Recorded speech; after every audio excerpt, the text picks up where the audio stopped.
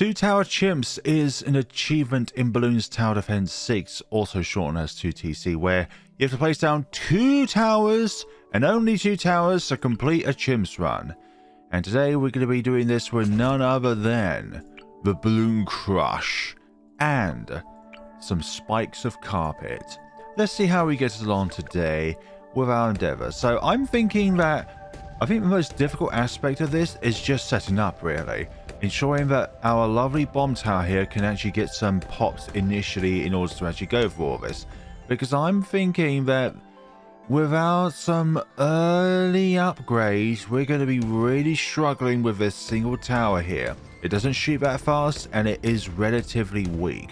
To be honest, I would rather just start with a dart monkey if I was going to be forced to choose either a bomb tower or this, because this is really weak of a tower.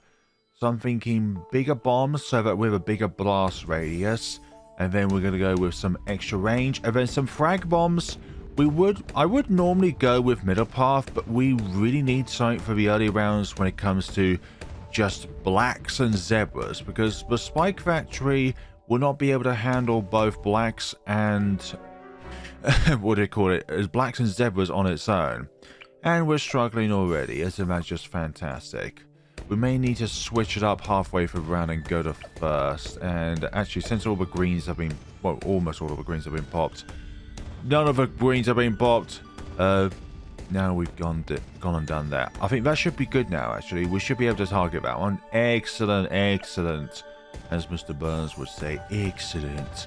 Round 9 is here.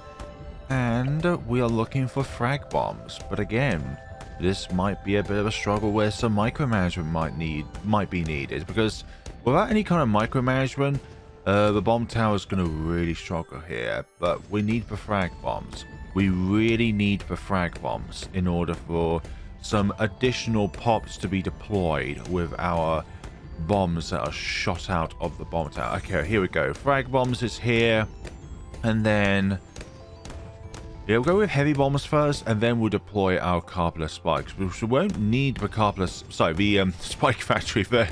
Like, that would be a bit of a hack if we can just deploy a carpet spikes from the get-go on a chimps mode. Like, you can circumvent that outside of chimps with powers and all. Sorry, not powers, insta monkeys and all that if you have them. Oh gosh, no. Are you kidding me? Yeah, we're gonna need to set the storm first in order to get through this round. Lovely days when you have sneaky fast balloons that just evade all of your cannons. Fire the cannons. Round 13 is here. So as I said in the beginning of the video, the initial setup is probably going to be the most difficult aspect of all this. But once we have all of our weaponry down, the balloons will have no chance. That also includes the wonderful Moabs as well. Round 14, because the Bloon Crush can stall Moabs, and the carpet of spikes can shred Moabs. Then again, this thing can also stall balloons as well, including ceramics, which later on there's going to be a lot of stalling when it comes to ceramics. So we have heavy bombs with frag bombs, and we again going to need some micromanagement on this round. That's good. That little catch there with the 2 yellows down there was essential. If it wasn't for that, then this might have been a run over sort of thing when it comes to this particular combination. Like, it's a really weird combination, but I see how it works in a way. God damn it, regrows. It's a feature I hate, but I think it's essential for this game so that there's a bit more of a challenge in certain rounds. Make certain rounds very unique. Alright, Spike Factory, here it is. Don't worry, the range span will increase as soon as we get carpet spikes. And there's all that jazz. So now we have a means of popping camo balloons. One lonely little red balloon. If only we had an ability to take advantage of that short break.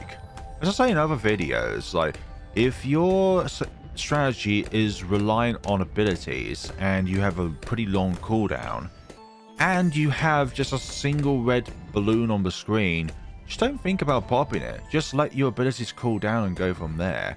Round 22 is here. And that is all dealt with lovely. Soon it will be round 23. Soon. Now. At some point today.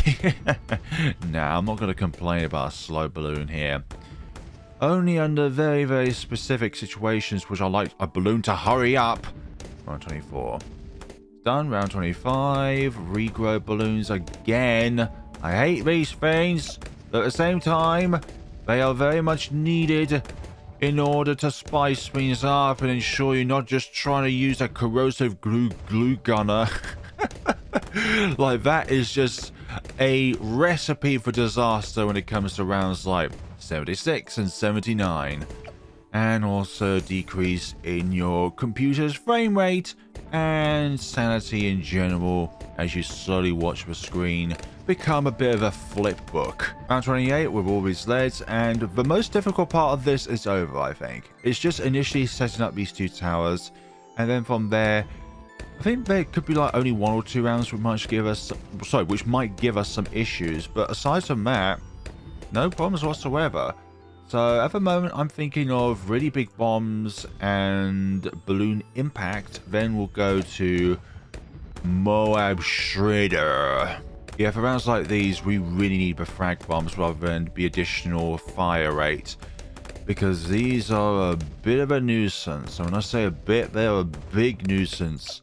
Big old nuisance. Really big bombs. I really wish I would have brought that as soon as I got the money, but alas, we survived without it, and now that we do have it, we are now even more powerful.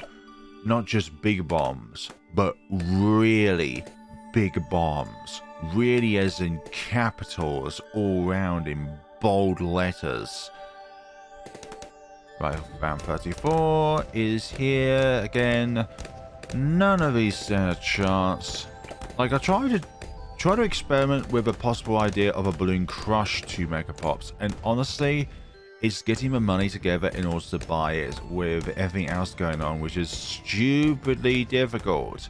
Sometimes it's the order in which you place towers down in which will be the deciding factor rather than just having the towers.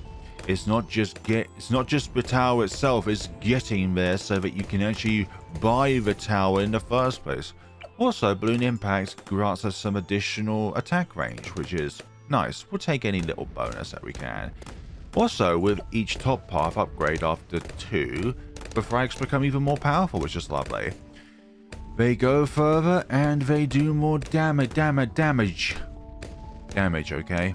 If a round lasts too long, then you'll notice that some of these spike piles do dissipate, and they do have a bit of a time span in which they can be on the screen.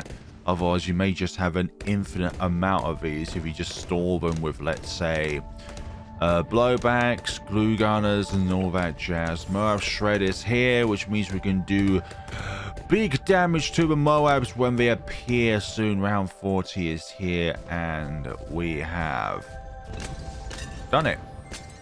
Just like that. Yeah, so it take a long time to pop, but nothing that we can't handle. You and me both. Yes, me the player and the content creator. You the watcher and the potential player.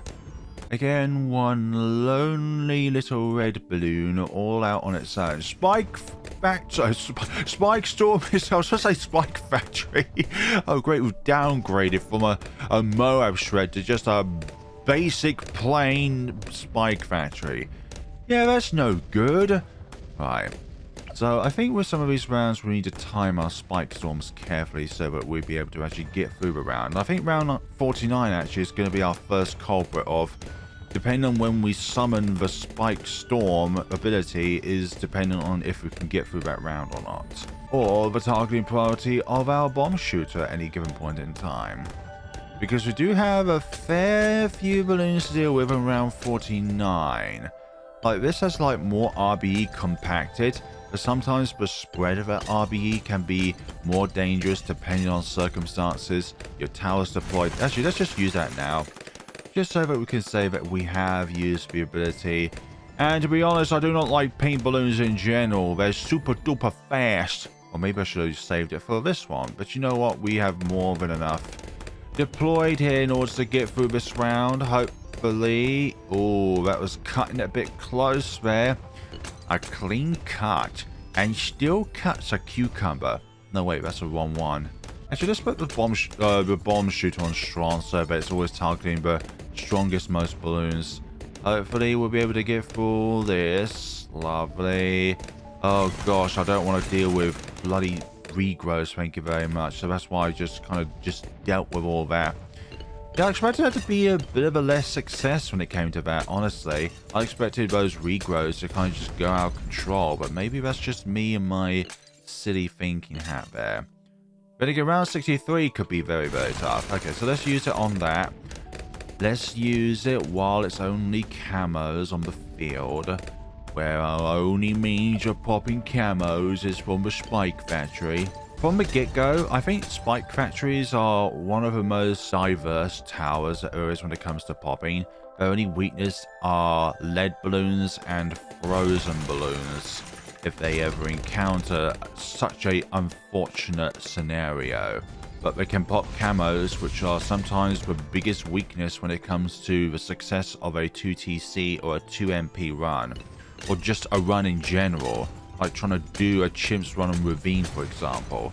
Spike Storm. Now, deal with all these, well, most of these camos. I like to also that all of the balloons are spread out before using it to maximize the usage, because sometimes you have like little blobs on the track where not a single balloon has hit the Spike Storm's ability here. But alas, we are here. Also, it doesn't take that long for the ability to come back, which is nice. Like, imagine like a long cooldown, like let's say the UCAV ability from Etienne applied to the Spike Storm. Like, that would be incredibly annoying. Like, if Ninja Kiwi implemented like nerfs to make abilities like take much longer to cool down, that would be very, very annoying. This is what we call an equal society. You all suffer equally. Okay, let's just use that. I believe we'll be able to... Oh, these regrowths, though, could be a bit of an issue. Nope, not an issue whatsoever.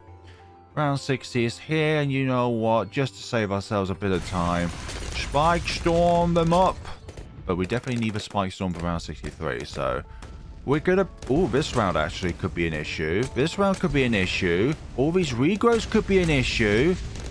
Okay, let's use it now. I don't want any chances taken, but we're definitely going to preserve it for round 63. We might need to actually use... Oh, yeah, the timing of this ability is going to be important, because I feel like I need to use it on round 62. But it's when you use it that's going to be really important, because I really need it for round 63.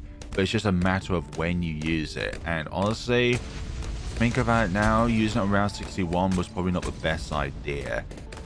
But let's just use it now for foresight purposes. Let's see. Oh gosh, there's all these regrowths. I'm hoping this is all enough, but no, they're chewing their way through this round. Is that better? Yeah, that's better. We caught a lot of them, and the rest of them should be dealt with by our default spikes. Also, gives our... Really? Are you really teasing me? Just a few little balloons left there. But no, the game decides it hates me. That's better, but at the same time, I think I've just made this impossible because we popped those too quickly. Put you on strong. Oh gosh, we should have put the bomb tower on strong sooner. Can we store these? Oh my god, I've just made this impossible for myself. Right, let's see what we can do now that we're back on round 62. Fresh game. Also, our spike factory, as I say, spider factory there for some reason, is positioned differently up here. Just so that there's slightly less of a chance for spikes to go this way, so that they only, for the majority, affect Moabs. But I'm going to need to use it at some point throughout this round because of both these Moabs and their remnants, but also all of these rainbow regrows. Like, these can only... they can only be popped by them, and for goodness sakes, we are in for a rough time, so...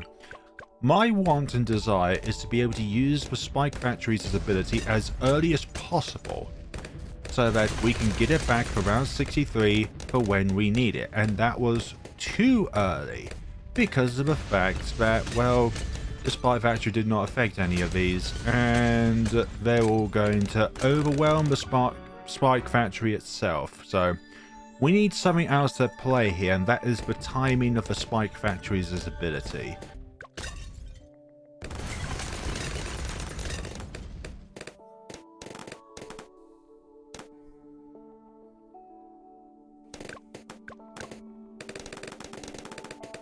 Ooh, good. That's perfect. That was the perfect amount of spikes deployed down there. Okay, now we have our ability whenever we like on this round, which is the reason why I wanted to do all of that. So let's see. So I'm hoping that we've got enough spikes as reserve, but still we're having a little bit of a tough time here. Yeah, it's going to be down to timing. Timing is key in all this.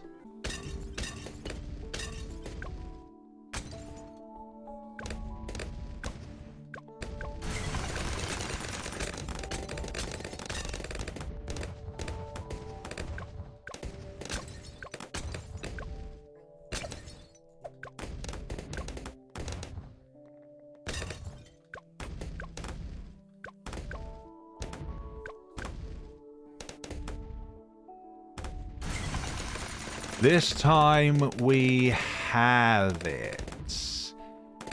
Yes, finally, round 63.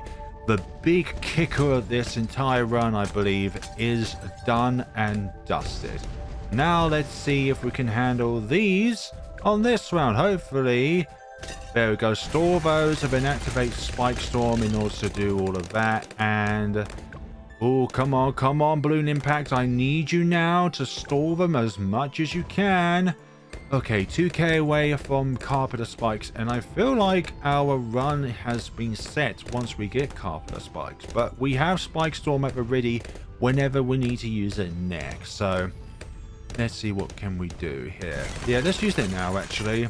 I feel like, oh, these ceramics. Oh, I should have saved the ability for the ceramics, I feel. Let's see. Can we get it, please? There we go. We've got Carpenter Spikes. Our run has now been secured.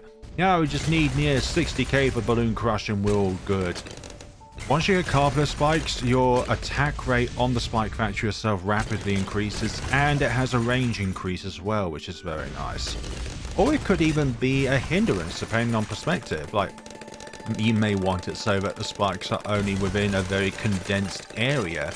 The ones where it lays down naturally, whereas the ones that it lays on the field passively, yes, you wanted to do that. But if you proceed bottom path, then on a multi-lane track, whether the balloons are on the track, it will only deploy the spikes on that track itself. So in theory, you would be laying down more on a specific track if you're on a multi-lane track, which is good in a way. But it does come at the cost of each pile having less spikes on it, and you remove that lead popping potential which you need if you're doing this particular 2TC because of camo leads and DDTs. You have a passive ability of the Carpenter Spikes, just laying loads of spikes all over the track is brilliant. Also, the passive ones last a lot longer than the ability one does. So if you activate the ability, you notice that those spikes disappear faster than the passive ability one. Who knows why, but I like it. But at the same time, it kind of hinders the ability itself. Let's see, round 76. Just have both. Have the passive and the laid out ones there and there. Also, if you notice, the ability-based one disappears at the end of a round, whereas the passive ones don't disappear at the end of a round. Again, that's really weird, but you notice a number of the spikes on the field are missing there. So that is all good and fun.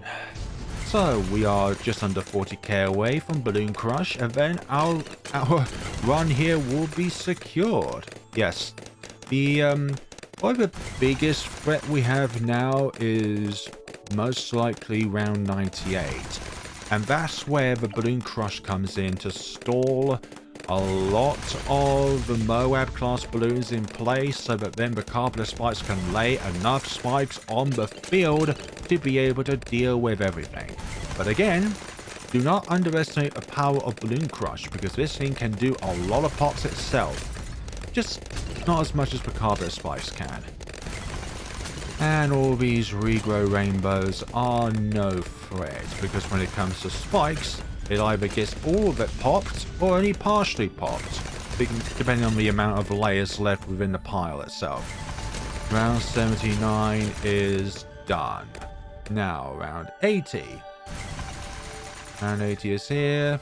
Some of them disappeared. Maybe it was just a bit of unluck there with one of the other previous piles there of carpenter spikes. Round 81. Lovely, entering 3-play rounds. So from now on, if you don't know, from round 81 onwards, Moabs get incrementally harder because they have more health. Ceramics take longer to pop, and everything gets steadily faster as time goes on. So the only things that don't really get affected by their health is non-ceramic small balloons. So anything from rainbow downwards do not get any health benefits in free play. That's kind of good if they don't as well, because we've got enough challenges going on here, such as super fortified ceramics, which are very easily dealt with, buying us enough time in order to do this in. Buying it time so that this can lay down even more spikes from its passive ability to completely carpet the field with spikes. But what is more painful? A carpet of spikes which are white hot, or Lego on the floor?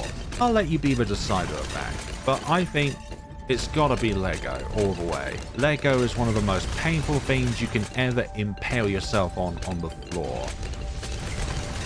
Round 84 is dealt with. There we go, round 85. Round 85 has 2 ZOMGs, which is funny because round 97 has exactly the same amount of ZOMGs, except those ones are fortified. And fortified balloons, as we know, are tougher nuts to crack. Round 86 just get completely obliterated by the carpenter spikes. Or, if you don't, then you have the option of being still by... Oh, here we go, Bloon Crush is here. Now, one funny fact about the Bloon Crush is that in its description, it stuns Moab class balloons, but it can also knock back Moab class balloons. So see these here? See the ZMGs getting knocked back? So this is the prime example. Yep, being knocked back. That is ample opportunity for this to just keep laying spikes on the field, which is absolutely beautiful to see. Round 87 has been done. Round 88. Now, it's just a little fun fact. Well, not a fun fact, but it's something that I observed in one of the Discords that I'm in. Someone apparently claims that I'm the best 2TC player ever. Now, I'm just going to say that I am A, not that, and B, there are many other players out there that have done far more OGs than I've had, and they've been able to do 2TCs and 2 MPs. I don't think there are any 2TCs on advanced maps or expert maps, but I have not done a 2TC or 2MP on an intermediate map or further than that. So it's like, it's nice that you have people out there that appreciate the work that you do, but it's how you interpret that can be the main thing. Because have you heard of the phrase, there are sore losers, but there are sore winners? And I'm not saying that people who are a fan of me are sore winners, but some people can be just a little bit too religious and sort of tunnel visioned with their views that if anything else come into place, then it's like you're tunnel visioned and you don't see anything other than that one thing. It's, again, it's nice to be a fan of something, but at the same time, you got to look at other perspectives as well in life. Like I'm just one person. There are many other Bloons Tower Defense 6 players out there that are far better at me at this game than I am. And I think that's a good thing, because then you have something to learn from looking at other people's experiences at this game. And when you do that, then you can get something in which you may not have thought of before, such as a particular strategy. Maybe there's a tower that you've never used in a Chimps run in which they've used, and you think, it's really interesting because I never would have thought of doing that. Like I've done like my Paragon videos where I get all of them degree level 100 solo. But I cherish those videos because I put a lot of time and effort into those videos, and when you get to the later stages, it's not about like building up your finances because you've already got your Banana Central, you've got your Ultra Boosts on that Banana Central, you've got your Monkeyopolis, you got all these things in place. So from a certain point onwards, your only competition until like the late 300s is having enough persistency to keep on going.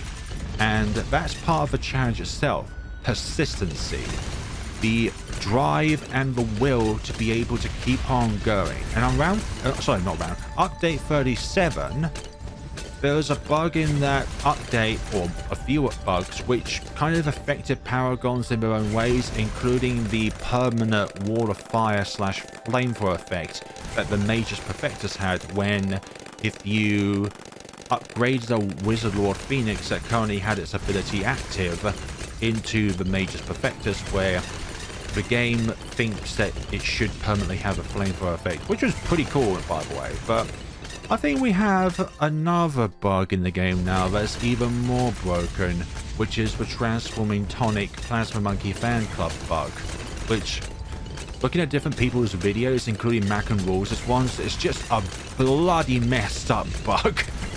But there's some bugs which are like, you can create a few videos out and be experimental with it, see what the limits are with this bug. But I don't like to cover that, not because I think that it's not a worthy subject, but I feel like, well, it's already been covered by other people, and they are a much bigger size audience than I have, so that's a thing in and of itself. Round 96 is done. Anyways, commentary over about side-off stuff that is not related towards the video. Fortified ZMGs, what are we going to do about those? Well, let's use the ability and the passive passively. And if you don't know what passive is, it means it just does it by itself. It does it automatically. Whereas if I press 1 or click on the ability itself, that is a physical activation. You have to click on it yourself as a player. But passive means it does it by itself. Just like this thing fires when a balloon is within its radius or the hitbox is in its radius. And it fires at it automatically. It's passive. All of these attacks that it performs, the way that this lays out different spikes on the field, that's passive. I don't have to click on something for it to do that. The only kind of physical interaction that I have is the placement of it and the upgrade. So when people are like, what do you mean by passive? That's what I mean. It does it by automatically. Round 98. Oh my god, because of this Bloon Crush, this round is made so easy.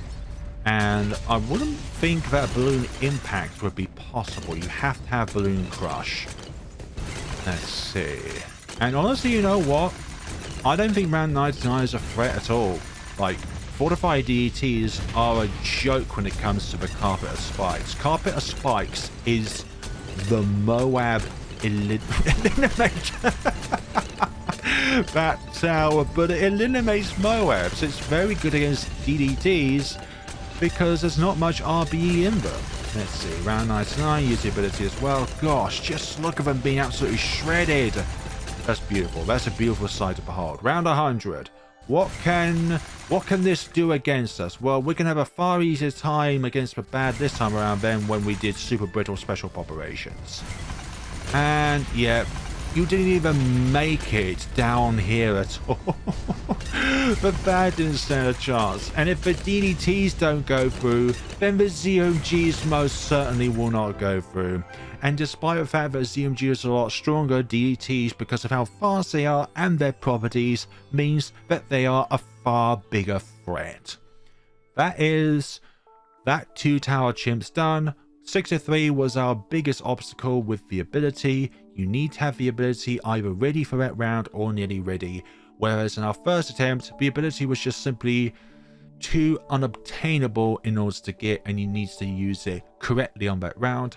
Otherwise, you're going to end up in a load of shambles. I'm not talking about open shambles. So, we've got 1.222 million pots, or nearly 1.223 million pots with the Carpenter Spikes with White Hot Rains. And we've got over 800,000 with the Bloon Crush. If you try and say that pursuing bottom path is better than top path for a 2-tower chimps, then I don't know how you would do it, because DDTs are the biggest threat when it comes to the Bloon Crush, because A, they've got the black property on them and only the frags would do any damage against them, and B, this thing cannot pop or detect camos without external support. Thank you so much for watching. Let me know what lovely 2-tower chimps or 2 mega plots you would like to see me do next. Perhaps even like a Carpenter Spikes 2 mega plots would be viable. I've already done spiked mines. Perma Spike is giving me issues at the moment because I feel like I cannot physically get enough of the previous upgrade down on the field in order to store the round. Like you could put down all of the non-lethal glue gunners on the field so that you slow them down as much as possible. But it still feels like in a way even bottom path has a time limit in which they are on the field before they start disappearing. Yes, they last longer when it comes to rounds, but when it comes to real time, do they actually last throughout all of the round? Because I think they don't, but I'd like to be proven wrong otherwise. Thank you so much for watching, and take care of yourselves, everybody.